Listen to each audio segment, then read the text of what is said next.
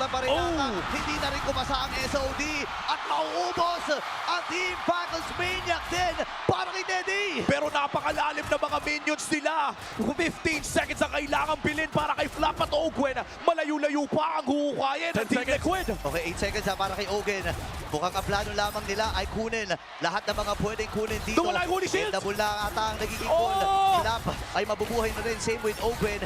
Iaatras na muna ito ng Team Liquid Philippines. At makakadepensa. Teka, Openta!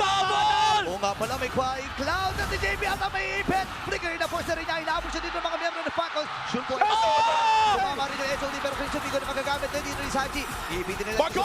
Blazing to win naman natin. Teddy! Teddy with a flicker pero may reverb manipulation na binitawan dito si Haji.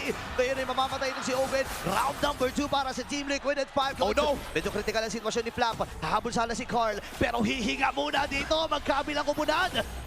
Oh my goodness! The flying cloud response!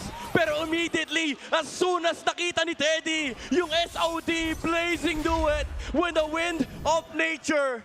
And TLPH, Bang! even though ang ganda nung ginawa nila sa base ng Team Falcons, hindi naging sapat yung oras nila. And again, this play from Teddy, shutting down Super Marco. Sabi niya, sali naman ako sa Golden Royale.